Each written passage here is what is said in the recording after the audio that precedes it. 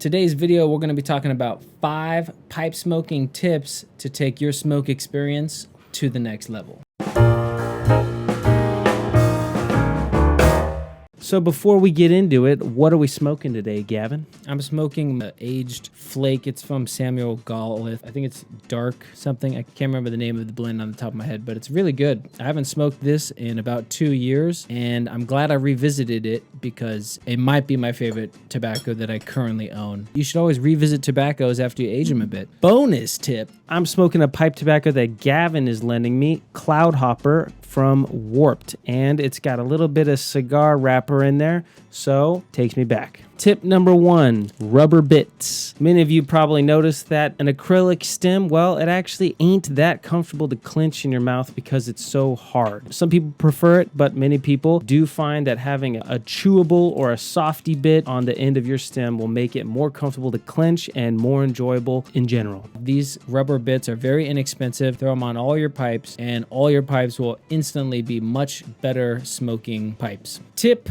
number 2, you can use saliva to clean your bowl. This is a little bit gross, if I'm honest, but at the same time, it's very effective. Over time, when you smoke your pipes, you'll notice there's some black residue, some char, and that gets on the rim of your bowl. That doesn't necessarily make your pipe look visually appealing. Now, a good way to remove that guck on the rim of your bowl is saliva. I've used my finger to rub it, and then I'll like, oh, I need a little bit more spit, and then I'll try to put my finger in my mouth, and I'm like, I'm gonna use a different finger now, and then I'll run out of fingers, and then I'm using my other hand. Secondary tip within the tip: use a Q-tip. Cotton swab. Cotton swabs. Use a cotton swab. You went to college. They didn't teach you that? Q-tip isn't sponsoring these videos. Use a cotton swab. Get that rim nice and clean. You could use alcohol. However, alcohol, if it runs down the side of your bowl, can take the varnish off, and you don't want that. So you can use saliva on a Q-tip and then just rub it gently. And then you can also use a clean paper towel to rub off the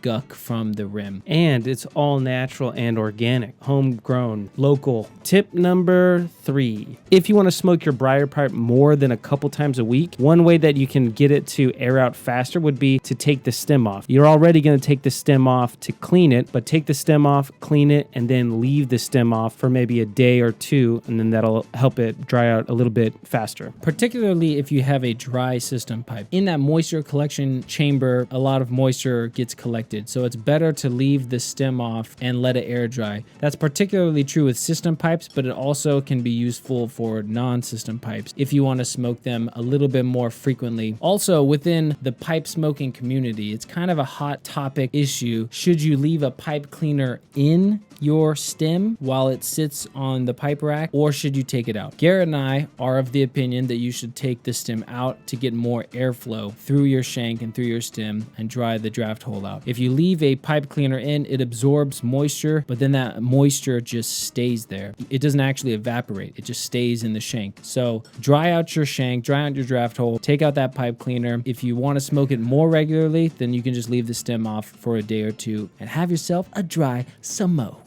Tip number 4, different tobaccos smoke better in different pipes. You might have noticed within your pipe collection that certain tobaccos just seem to smoke better in certain pipes. This might be because of the briar quality or some briar mojo. Certain briar works better with certain tobaccos, but in my case, it's pretty simple. The hotter tobaccos, such as flakes and Virginias particularly, they burn hotter because of the high sugar content, and therefore I need a bigger full-size pipe, like a 6-inch long pipe. If you have a smaller pipe, I tend to like to smoke Latakia blends or ribbon cut blends. Those types of tobacco don't burn quite as hot, so I can have a nice, enjoyable smoke with a smaller pipe. Also, with briar pipes, of course, briar, you're going to want to develop a cake on the bottom, which is going to leave some ghost flavors. So you might want to allocate a couple pipes for smoking aromatic blends or a pipe for smoking sweet Virginias. Gavin, do you have some pipes allocated for different things? So my small Breyer Peterson and my small IMP Meerschaum pipe, I usually only smoke ribbon cut pipe tobacco blends, particularly with a lot of Latakia. And for flakes and Virginia heavy tobaccos, I usually smoke my full size Peterson, Savinelli, and my dry system for those tobaccos. So right now I'm smoking a flake and it's smoking great. I don't think this tobacco would smoke very well in my small little Peterson. All right, and that brings us nicely to tip number 5. Throw a Boveda pack in your tin of tobacco. So with cigars, you're going to want to keep them at about 70% humidity. But with pipe tobacco, there's no set rule. Different brands, different blends at various levels of humidity. Some of them are straight up wet when you open that tin up. You do want to keep the tobacco relatively moist for aging. However, you're going to want to dry it out before smoking. So where's the happy medium for storing? How do you keep it consistent? These Boveda packs, you usually get them when you order cigars, but you could just order them in bulk and throw one of them in some of your tins. It'll keep them at a nice 72% humidity. It'll age without molding, and then when it's time to smoke it, you can dry it out in a bowl and have yourself a good smoke.